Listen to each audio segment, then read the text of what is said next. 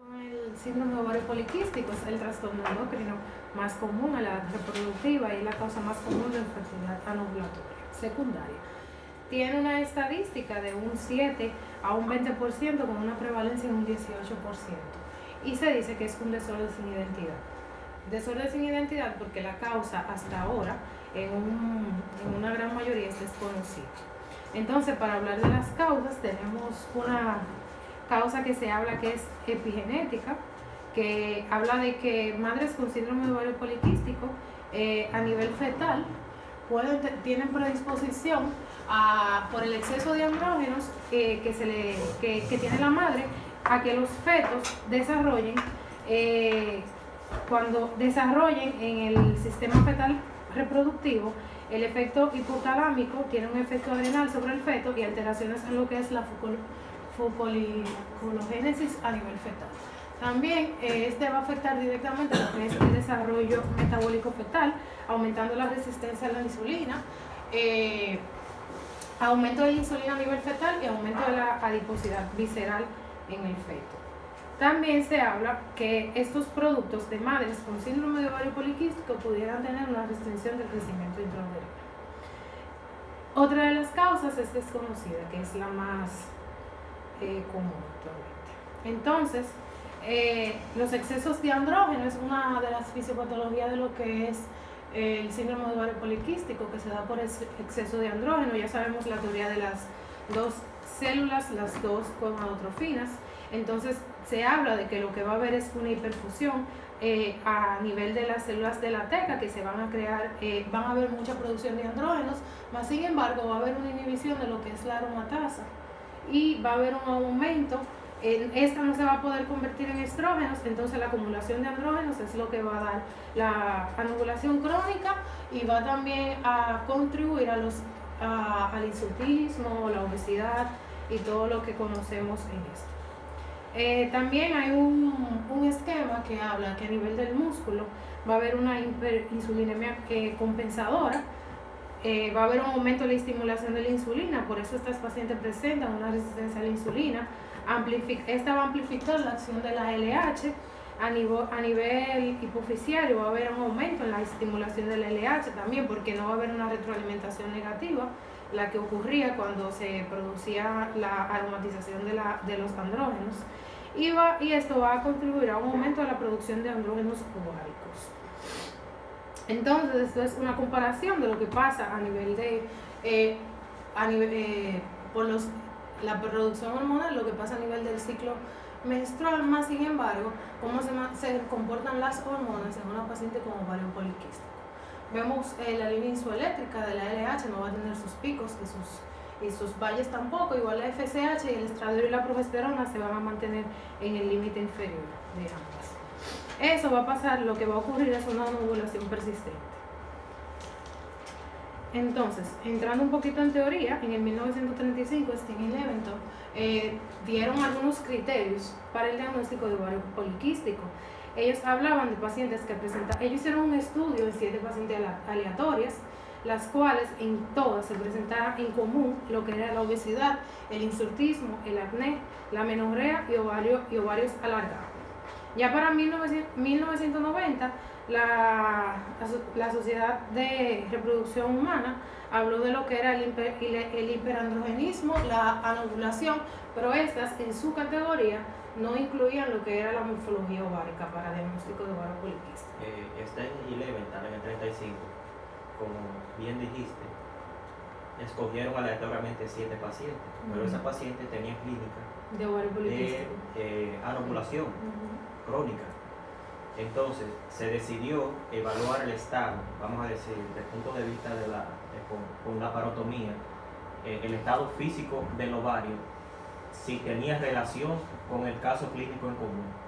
O sea, encontraron en la mayoría de esas pacientes, encontraron de que tenía un aumento de volumen de la periferia del ovario, un aumento de volumen ovárico.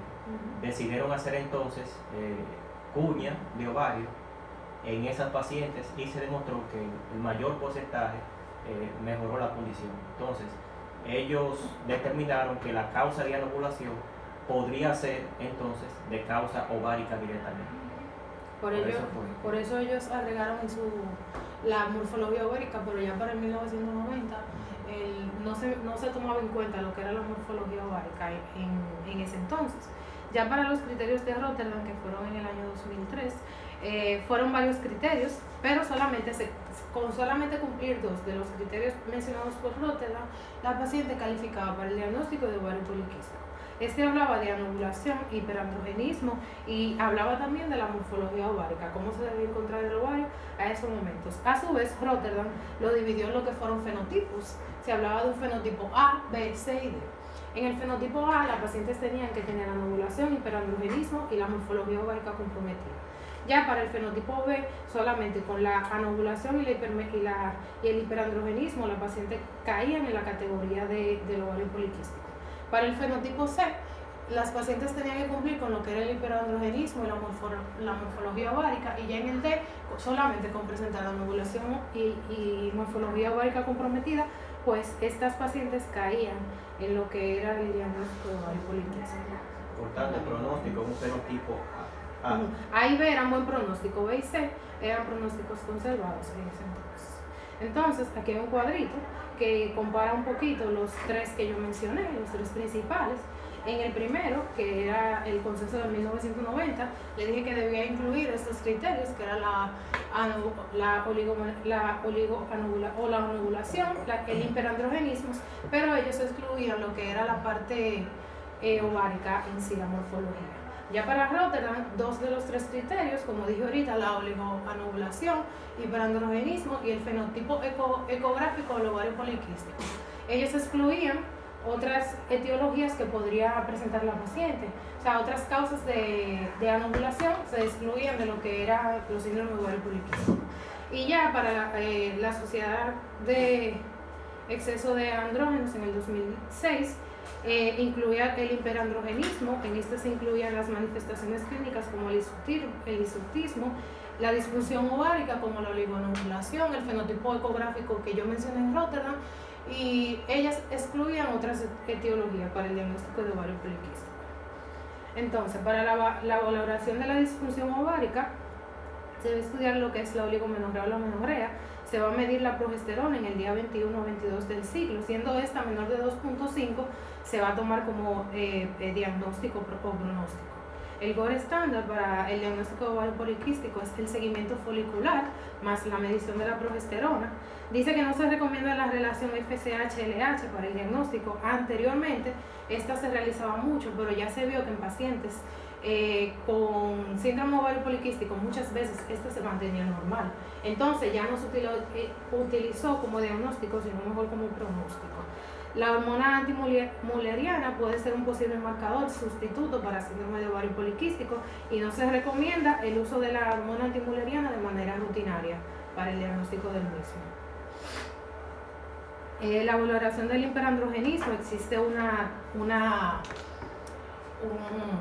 fórmula para calcular lo que es el índice de andrógenos libres, y esta se va a medir la testosterona total sobre la globulina de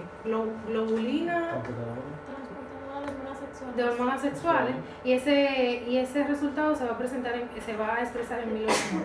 Para pasarlo de nanogramos por mililitro a milosmol, la testosterona total se debe multiplicar por 0.034. Entonces, ese se va a utilizar como pronóstico también. Se habla de una puntuación menor de 4.5. Sí, debe menor de 4.5. Entonces, lo que pasa en ese caso es que se estaba intentando medir, tomar en cuenta la testosterona conjugada, la testosterona, la que es fácilmente medible a nivel sérico, para determinar si había hiperandrogenismo o no, pero dada la complejidad que hay con la globulina transportadora de hormonas sexuales y la fijación con la testosterona, se determinó de que no era verídico. Entonces había que buscar una forma de cómo medir los niveles de andrógenos. Entonces lo que se hizo fue que esa fórmula, y se sacó la puntuación. De manera fisiopatológica se entiende que el hiperandrogenismo, el aumento de los niveles de testosterona, disminuye la globulina hepática transportadora de hormonas sexuales y por tanto la fracción libre aumenta. Entonces, si usted hace ese estudio a una paciente con síndrome de ovario poliquístico para determinar un hiperandrogenismo no clínico, sino un hiperandrogenismo bioquímico, entonces si usted tiene una puntuación por encima de 4.5, entonces ya usted tiene un hiperandrogenismo. Pero hay que hacer esa forma. Actualmente uno ya diagnostica el hiperandrogenismo por los signos clínicos. Entonces, eso es un estudio. Porque eso aquí no le sé decir exactamente si lo hace. El índice de andrógenos libres, que es lo que quiere decir la doctora. Esto fue un estudio que hizo la Sociedad Europea de Endocrinología. Era la consideración de ellos frente al síndrome de ovario poliquísticos. Ellos hablaban de que la testosterona total era crucial para el diagnóstico de tumores productores de andrógeno, medirla por los valores. Ya la hormona, la globulina asociada a las hormonas sexuales, era una precisión diagnóstica excelente, que era excelente para el diagnóstico de síndrome de ovario poliquístico. Y ya la de hidroepiandrosterona sulfato y la androstenediona carecen de valor diagnóstico para el síndrome de ovario poliquístico. Esas fueron las conclusiones del estudio que ellos realizaron. Para la de hidroepiandrosterona sulfato es de secreción 100% a nivel suprarrenal. Entonces, en base a la fisiopatología del síndrome de ovario poliquístico como tal, no hay una participación importante de la suprarrenal con el síndrome. Por eso ella carecía de valor diagnóstico para el diagnóstico de síndrome de ovario poliquístico. En cuanto a la valoración de la morfología ovárica, hay criterios que se utilizan para definir los ovarios poliquísticos, que es la presencia de 12 o más folículos cada uno en cada ovario, en un ovario completo, que midan entre 2 a 9 milímetros o con un volumen ovárico mayor de 10 milímetros en fase folicular temprana. Esta definición no se aplica en mujeres que toman anticonceptivos orales, que solo un ovario afectado es suficiente para medir lo que es para diagnosticar el síndrome. Si hay evidencia de un folículo dominante o un cuerpo luto, el examen debe repetirse en el próximo ciclo. Eran los criterios que yo utilizaba. Entonces, esto era otro estudio que encontré del rol de la vitamina D en ovario poliquístico, su implicación en la reproducción. Es una revisión sistemática donde ellos decían que una deficiencia de vitamina D causaba una disminución de la globulina asociada a hormonas sexuales y esto causaba una activación del aumento de los andrógenos. También pacientes obesas que presentaban resistencia a la insulina o enfermedades metabólicas sistémicas, y todo ello concluye en lo que era una disfunción de los ovarios o un síndrome de ovario poliquístico. Entonces, ellos hablaban de que una deficiencia de vitamina D era menor de 20 nanogramos por miliosmol, una insuficiencia de 20 a 30, y ya para valores normales de referencia tomaban un valor de 30. Esa era pacientes con ovario. Se hizo ese estudio en pacientes que presentaban clínica de ovarios poliquísticos y la mayoría se encontró con una deficiencia de la vitamina D. Entonces, el abordaje terapéutico de la infertilidad por anovulación es cambiar el estilo de vida, sensibilizar la insulina, inductores de la ovulación. Entonces, para modificar el estilo de vida, se habla de que en pacientes con sobrepeso o obesidad con índice mayor de 27 kilogramos por milímetros cúbicos empeora las alteraciones metabólicas y las reproductivas y psicológicas en estas pacientes. El impacto negativo para lograr el embarazo sin terapia de reproducción asistida también se ve afectado en estas pacientes. Menor respuesta a la estimulación ovárica controlada. Se tiene que dar mayor dosis de gonadotropinas, tienen alta tasa de cancelación de ciclo, disminuye la tasa de ovulación, disminuye la tasa de embarazo clínico y aumenta la tasa de abortos en pacientes que tienen un índice de masa corporal mayor de 27. Entonces, la pérdida de peso temprano es la primera línea de tratamiento para pacientes con síndrome de ovario poliquístico. Los anticonceptivos orales son considerados la primera alternativa ya medicamentosa en mujeres en edad reproductiva. Estos fármacos los que van a suprimir la secreción de LH y por lo tanto va a disminuir lo que es la síntesis de andrógenos ováricos, aumentando la concentración plasmática de globulina fijadora de hormonas sexuales, disminuyendo los andrógenos libres y además permite una descamación regular del endometrio, con lo que se evita el riesgo de hiperplasia endometrial o cáncer de endometrio en estos pacientes.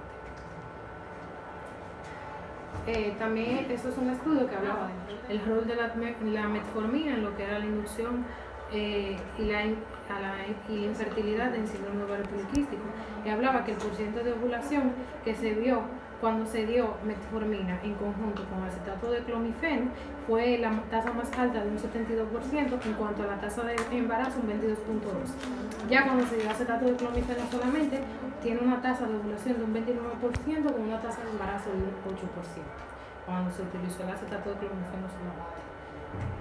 El uso de la metformina, porque existe una relación muy estrecha entre el síndrome de ovario poliquístico y la resistencia a la insulina. De hecho, se consideran los dos como la gallina y el huevo. ¿Qué está primero, la resistencia o el síndrome de ovario poliquístico? Todavía eso está en discusión. No se sabe cuál inicia primero que la otra. Muchas pacientes vienen con sintomatología de síndrome de ovario poliquístico. Usted le hace un test de insulinoresistencia, un test de OMA, y ustedes saben cómo se realiza. Y da la casualidad de que está aumentado, principalmente en esa paciente que tiene obesidad. Entonces, vamos a aclarar ahorita cómo la obesidad entonces te puede llevar a eso. Entonces, en cuanto a la inducción de la ovulación, se utiliza lo que es el citrato de clomifeno, que es el más utilizado para la ovulación normogonotrópica. Es un modulador selectivo de los receptores estrogénicos y tiene efecto antiestrogénico a nivel del muco cervical y el endometrio. Se ha visto una tasa de ovulación, una tasa de embarazo clínico y una tasa de nacidos vivos aceptable. En cuanto a la tasa de ovulación, de un 75 a un 80%, para una tasa de embarazo de un 22,30, con una tasa acumulativa de un 60% según estudios.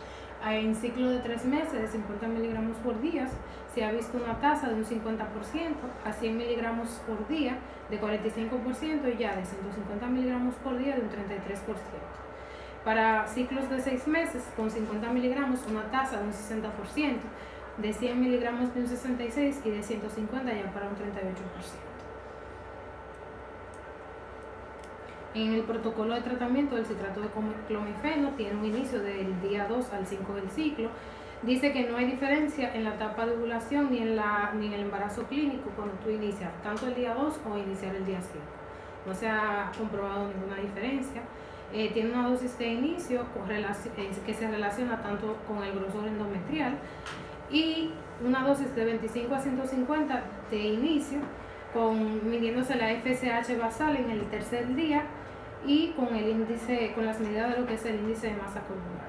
El resultado de la dosis que se va a aplicar de acetato de clomifeno más alta o a inicio tardía fue asociado a un endometrio más fino. O sea, mientras más dosis tú le dabas a la paciente, el endometrio más fino, y se hablaba de que, según estudios, se presentaba en menor de 7 milímetros en esas pacientes que tenían altas dosis de acetato de clomifeno.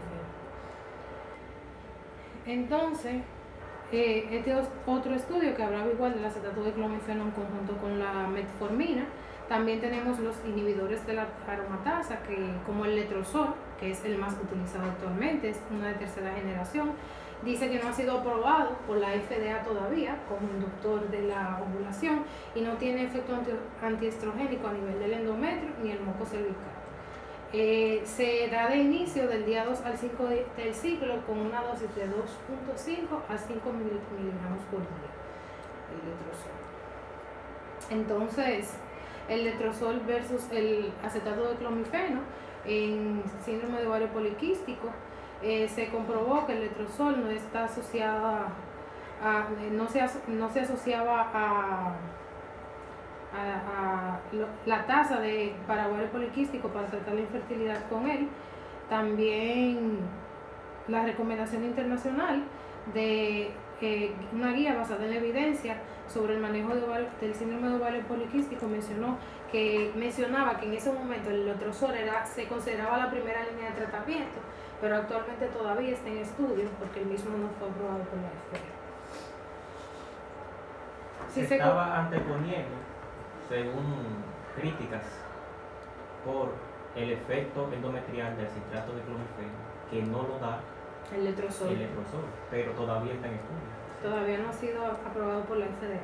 Porque se ha dicho también algunos que el citrato de clomifeno la paciente tiene mejor sensibilidad, o sea, prueba mejor la paciente con un citrato de clomifeno que con letrozol.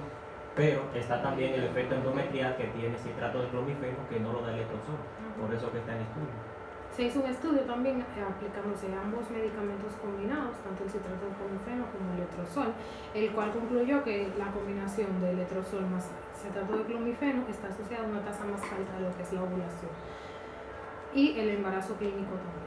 También se utiliza como inducción de la ovulación las gonadotropinas, que es un tratamiento de segunda línea.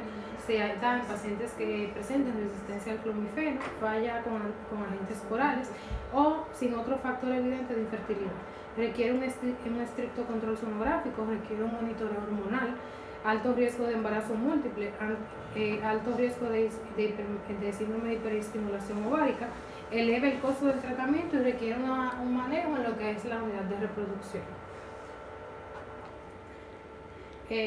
Se habla también de la punción ovárica laparoscópica, que tiene como ventajas que una tasa de ovulación de un 80-90% después de hacer la punción, una tasa de embarazo de un 60-70% y sin riesgo de embarazo múltiple, pero como desventaja tiene los riesgos quirúrgicos y intraoperatorios, aumenta la adherencia perituárica y un fallo ovárico prematuro en pacientes que se realizan este procedimiento. Entonces, para concluir, el síndrome de ovario poliquístico tiene que tener un manejo multidisciplinario. Hasta ahora se desconoce su etiología. La anovulación crónica es la principal causa de infertilidad. Son los criterios de Rotterdam los más utilizados y como gold estándar se va a utilizar lo que es el seguimiento folicular y medición de progesterona seria. La hormona antimuleriana no se recomienda de rutina, y la testosterona total más la globulina fijadora a las hormonas sexuales para diagnóstico bioquímico de hiperandrogenismo.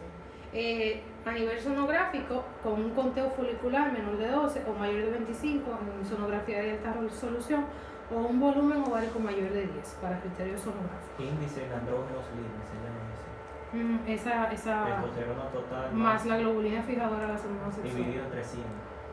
Tiene que dar por debajo de 4.5 multiplicado por 0.034 el resultado.